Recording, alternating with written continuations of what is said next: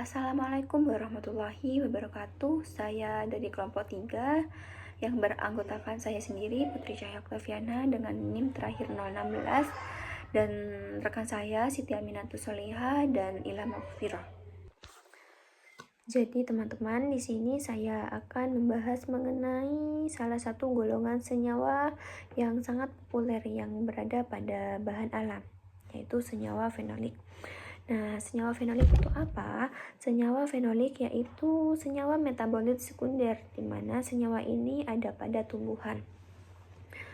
Nah, senyawa ini memiliki karakteristik cincin aromatik atau benzen yang mengandung satu atau dua gugus hidroksi. Nah, ini gambaran dari struktur kimia atau fenol yang disebut fenol, di mana fenol tersebut pengertiannya memiliki cincin aromatik yang mengandung satu gugus hidroksi OH, sedangkan cincin aromatik yang mengandung dua atau lebih gugus hidroksi namanya polifenol. Nah, apabila teman-teman saat mengekstrak tumbuhan menemukan cincin aromatik yang mengandung satu atau dua gugus hidroksi tersebut, itu merupakan salah satu dari senyawa fenolik, di mana contohnya ada flavonoid atau lignin. Nah, senyawa fenolik ini sangat banyak sekali ditemukan di alam, nah terutama pada tumbuhan, di mana pada tumbuhan tersebut senyawa fenolik memiliki fungsi. Yang pertama, ada pengendali tumbuh flavonol, ada pertahanan flavonoid, ada pembangun dinding sel lignin, ada pigmen bunga antosianin, ada menghambat dan memacu perkecambahan fenol sederhana, dan ada sebagai aromatik, yaitu ada vanilin metil salisilat. Nah, selanjutnya ada senyawa fenolik ini selain memiliki fungsi juga memiliki sifat ataupun ciri khas, di mana yang pertama cenderung mudah larut dalam pelarut polar bila murni tak berwarna. Nah, senyawa fenolik bila murni ini apabila terkena ke kulit itu menimbulkan sensasi rasa panas. Selanjutnya ada jika kena udara akan teroksidasi menimbulkan warna gelap, membentuk kompleks dengan protein, sangat peka terhadap oksidasi enzim, dan mudah teroksidasi oleh basa kuat. Senyawa fenolik ini dibagi menjadi beberapa kelompok, yaitu fenol sederhana dan asam fenolat, ada fenilpropanoid, ada flavonoid, dan ada tanin. Selanjutnya yaitu fenol sederhana dan asam fenolat. Fenol sederhana dan asam fenolat merupakan senyawa fenolik dalam bentuk paling sederhana yang jarang terdapat dalam tumbuhan. Kenapa? Karena kedua senyawa ini biasanya terikat dengan senyawa lain dalam tumbuhan. Terus, kedua senyawa ini dapat dibebaskan dengan cara hidrolisis menggunakan larutan eter, kecuali hidrokuinon. Hidrokuinon ini merupakan senyawa fenol sederhana yang seringkali ditemukan dalam tumbuhan. Kenapa? Karena hidrokuinon ini bersifat stabil, yaitu memiliki dua gugus hidroksil yang terletak pada cincin benzenanya. Akan tetapi, meskipun sering ditemukan, jumlahnya itu tidak dapat dipastikan di dalam tumbuhan. Fenol sederhana ini merupakan senyawa yang sama-sama tersusun atas gugus hidroksil. Akan tetapi, keduanya memiliki perbedaan pada asam fenolat, yaitu ketambahan gugus karboksil, yang dapat menyebabkan perbedaan yang sangat signifikan antara keduanya.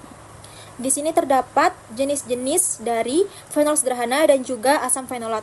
Untuk fenol sederhana sendiri terdiri atas hidrokuinon, katekol, pirogolol, dan juga vanilin. Nah, kenapa? Karena ketiga senyawa ini sama-sama tidak tersusun atas gugus karboksil. Nah, untuk asam salisilat dan asam protokatekuat itu merupakan asam fenolat. Kenapa? Karena terdapat COOH yang merupakan gugus karboksil. Fenilpropanoid yaitu salah satu jenis dari senyawa fenolik, di mana memiliki kerangka dasar karbon yang terdiri dari gugus benzen atau aromatik C6 yang terikat pada ujung rantai karbon propana C6. Nah, senyawa ini ada pada tumbuhan tingkat tinggi. Dan senyawa ini merupakan turunan asam amino protein aromatis yaitu fenilalanin. Dan asam hidroksinamat merupakan senyawa golongan fenilpropanoid yang sangat banyak ditemukan pada dunia ini. Nah, contoh senyawa fenilpropanoid lainnya yaitu ada hidroksikumarin, fenilpropana, dan kumarin. Selanjutnya yaitu ada salah satu jenis fenilpropanoid yaitu asam ferulat. Nah, asam ferulat ini banyak ditemukan pada tumbuhan padi, terutama beras merah. Selain itu ada di kopi, gandum, dan buah-buahan. Buah-buahannya yaitu ada nanas, apel, dan lain-lain. Nah, asam ferulat ini adalah turunan dari golongan asam hidroksisinamat yang memiliki kelimpahan yang tinggi dalam dinding sel tanaman. Baik, senyawa selanjutnya yaitu flavonoid. Flavonoid merupakan kelompok senyawa fenolik terbesar yang ditemukan di alam. Banyaknya senyawa flavonoid ini karena banyaknya jenis tingkat hidroksilasi, alkoksilasi, dan juga glikosilasi pada strukturnya. Nah, apa sih ketiganya itu? Hidroksilasi sendiri merupakan proses penambahan gugus hidroksil, yaitu perubahan alkohol menjadi diol, biasa digunakan untuk bahan obat-obatan dan juga bahan kimia lainnya. Yang kedua yaitu alkoksilasi merupakan penambahan gugus alkoksil, OR. R merupakan gugus alkil yang fungsinya untuk membuat deterjen yang berasal dari alkohol. Nah, yang ketiga yaitu glikosilasi merupakan penambahan gula, glikosida, untuk pembentukan glikoprotein yang penting dalam berbagai jenis proses biologis. Flavonoid sendiri mempunyai kerangka dasar karbon yang terdiri atas 15 atom karbon yang mempunyai konfigurasi yaitu C6, C3, dan C6, 2 cincin benzena C6, dan 1 rantai alifatik C3 yang menjadi penghubung antara cincin benzena A dan B. Nah, untuk gambar di bawah ini yaitu ada cincin A dan cincin B dan juga C yaitu sebagai rantai alifatik penghubung antara cincin A dan cincin B. Di dalam cincin A ini terdapat 1-6 cincin benzena dan juga di B itu ada 1-6 atom karbon cincin benzena. Nah, di tengah-tengah ini ada atom karbon cincin alifatik itu penghubung antara cincin A dan B yang terdiri dari 2, 3, dan 4. Nah, untuk cincin B ini terdapat aksen yang menjadi pembeda antara cincin A dan cincin B. Di sini ada contoh dari flavonoid. Nah, contoh-contohnya diantaranya yaitu ada antosianin, flavonon, flavanol, biflovanil, halon, auron, dan lain sebagainya. Oke, dari antosianin sendiri yaitu merupakan antos yang berarti bunga dan kyanos yang berarti biru tua merupakan pigmen berwarna yang umumnya terdapat di bunga berwarna merah, ungu, dan biru. Selain itu, pigmen ini juga terdapat di berbagai bagian tumbuhan lainnya, misalnya buah tertentu, batang, daun, bahkan terdapat di akar. Oke, slide selanjutnya menampilkan gambar jenis-jenis flavonoid. Nah, ini ada beberapa senyawa, flavonon, halon, antosianin, flavon, isoflavon, dan juga flavonol. Saya akan mengambil satu contoh dari antosianin. Antosianin ini tersusun atas cincin aromatik 2, cincin benzena yang terhubung oleh sebuah rantai karbon yang memberikan sifat warna pada antosianin ini. Nah, selanjutnya terdapat gugus hidroksil OH yang menempel pada cincin benzena secara langsung yang memberikan sifat kepada antosianin ini.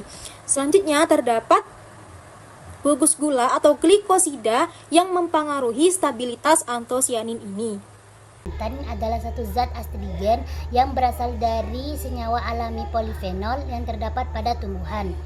Senyawa tanin biasanya ditemukan di berbagai jenis tumbuhan seperti pinang, pinus, atau belimbing ulu. Senyawa tanin memiliki reaksi mengikat, mengendap, serta menyusurkan protein atau senyawa organik lainnya seperti asam amino dan alkaloid. Senyawa tanin memiliki sifat pahit dan kelat. Senyawa tanin memiliki peranan penting bagi tumbuhan untuk melindungi tumbuhan dari serangan hama, untuk mengatur metabolisme keberlangsungan tumbuhan tersebut.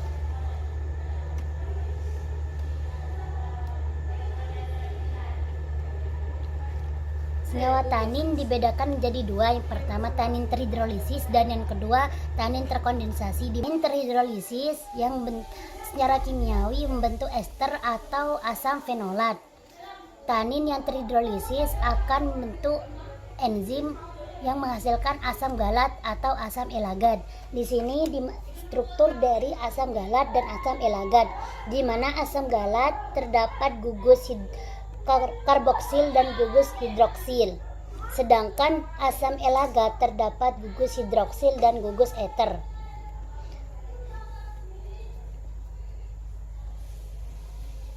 Selanjutnya, tanin terkondensasi. Tanin ini resisten terhadap reaksi hidrolisis dan biasanya diturunkan dari senyawa flavonol, katekin, dan flavan 3,4 diol.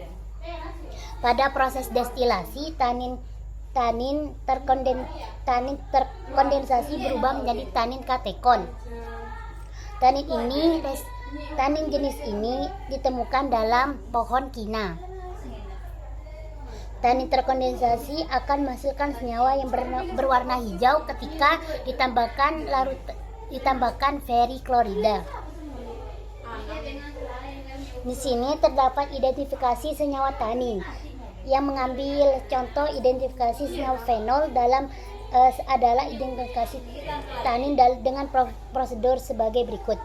Yang pertama, mengekstrak sampel, selanjutnya mengambil 2-3 tetes sebanyak 2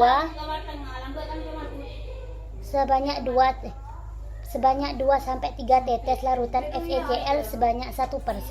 Jika terdapat perubahan warna menghasilkan hijau kehitaman atau biru tinta, maka senyawa tersebut mengandung senyawa tanin. Selanjutnya, jika ditambahkan larutan gelatin sebanyak 1%, maka jika terdapat endapan berwarna putih, maka senyawa tersebut mengandung senyawa tanin.